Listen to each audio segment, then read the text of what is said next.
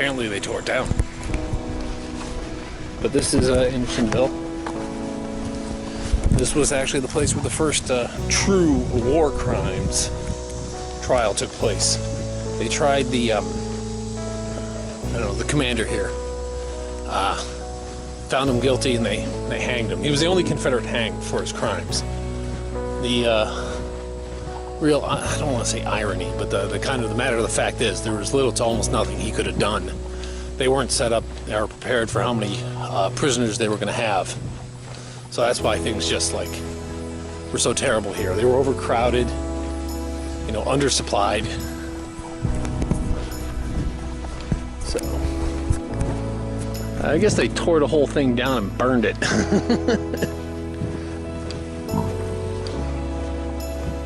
I can imagine. I highly doubt many of the Union troops would have been like, oh yeah, let's keep this. Now they do give a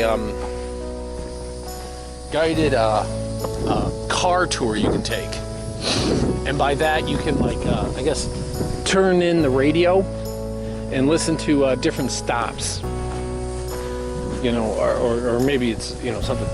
For a motorcycle it doesn't work, you know. The expanded stockade. You can log to a daylight with plans for 6,000 people. Huh. So when the camp finally gets liberated and the war ends, they were actually in the middle of expanding it. Now those are obviously not from the Civil War. I think all this is just recreated. I'm not going to walk around this whole damn place. But they do have part of the prison here, so I might stop at that.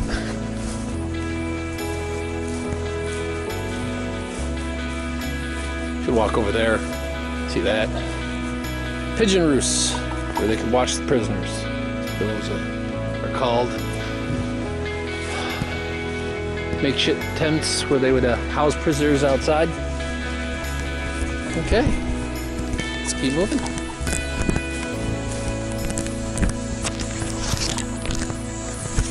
Please turn off. Now in Andersonville, I guess it's, you know, to talk about it. They just chose this area mainly because there was a creek that you can see. This kind of little depression, the little thing. That's a little creek that actually runs through. That was supposed to be the prisoners' source of water, and the prisoners, you know, for bathing and their sewer all in one. You know, sanitation wasn't exactly at a high level back then. They had a stockade fence that went all around. Now this was the most notorious and one of the worst prisons of the Civil War, and mainly you'd think that meant that it was built in the beginning of the war, and actually that's not true. They constructed it using slave labor, and they chose this spot because it was near a railway line, so they could easily get the prisoners here, and it was also had the creek. Now they built it using slave labor from the area, and the prisoners started to arrive. The funny thing is that this was in February 1864. The war really only has another year to go. And originally they built it around a small area, and they would continually expand it as best they could as prisoners kept arriving.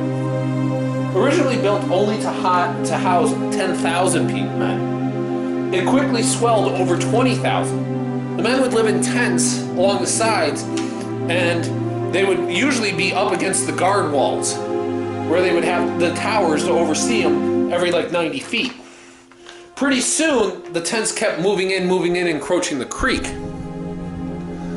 The population of this area just kept swelling as more and more Union prisoners, and they kept continually increasing the radius over and over and over of what it covered, until it finally got...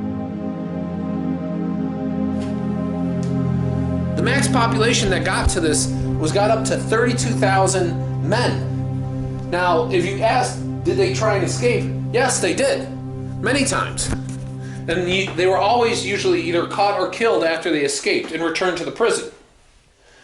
They started off, it was actually manned by Confederate soldiers, but as the war drew on and on and on, and they needed more and more people for the Confederate Army, eventually it was just actually young boys and old men who were actually guarding the prisoners. But the conditions were so bad in the prison because the Confederates were having a hard time feeding them and were having a hard time taking care of them because it was so overpopulated. It was really, by the size they had built, they still were overpopulated 2-3 times what they should have been. And the problem is that in 1864, they had an unseasonably warm and an unseasonably dry summer. So the creek all but dried up, and people said it was actually, according to accounts, it was just mud there. So cholera, every disease you can think of just fostered in it. It got so bad that roving gangs started to show up inside the prison. Men would be laying, dying. They have plenty of quotes of people who actually would wake up in the morning and be upset that they were still alive and breathing. There was even gangs. The worst was called the Raiders, which would actually kill and trying to covet and dole out the food that little that the Confederates were. They would actually deny other people food. They were finally brought to somewhat justice by the Regulators, which was a group of Union soldiers who banded together to end their reign of terror. They were actually hung in the prison, the 6 top leaders, and actually tried with the Confederates overseeing the trial inside the compound, letting the POWs actually run the trial and execute them. It was absolutely deplorable conditions whatsoever.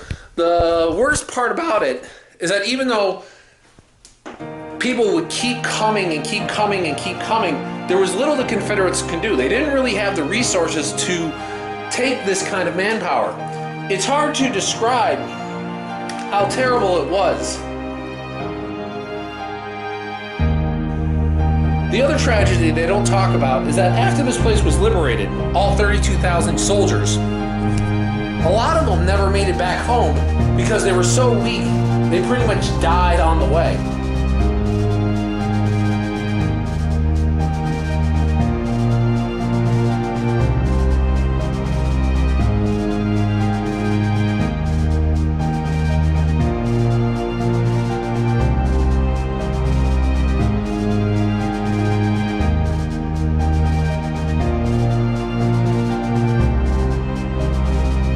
The cemetery itself was actually started in 1865, shortly after the war. In all, there were 13,600 prisoners who died in Andersonville who would be buried there. They would actually move other soldiers from other areas of POW camps and bury them here as well. There are apparently 800 graves that are actually marked unknown. And they're all separated up by their states, with the states actually erecting monuments to commemorate the soldiers who fought there.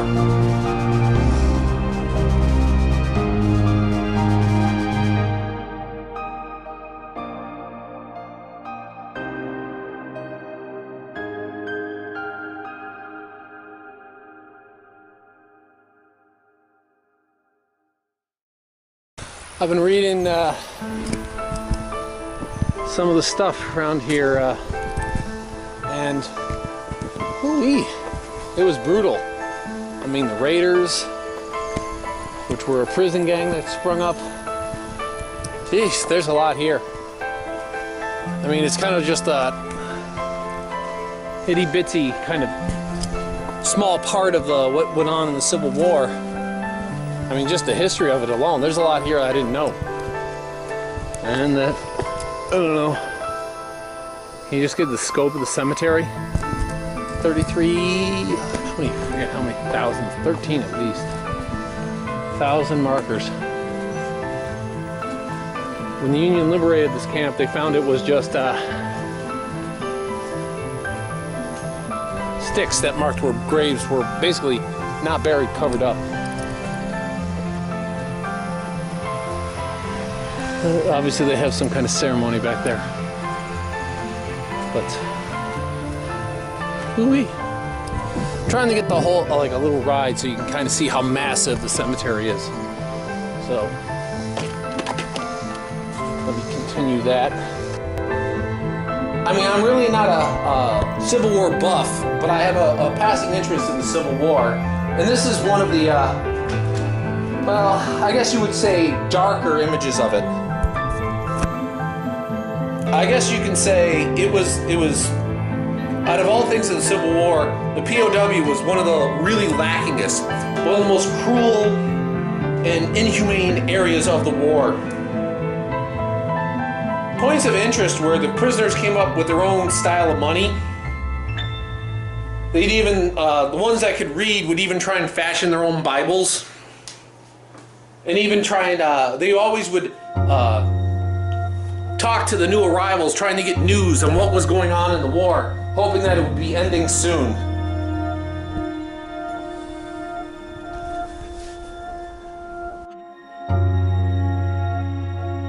Really don't know what else to say about this other than if you can make it, it's worth a visit, both the museum and walking the grounds or whatnot. The museum is especially worth it, and reading some of the literature on it gives a real in-depth feel of like how bad it was. I mean, 32,000 men. How big is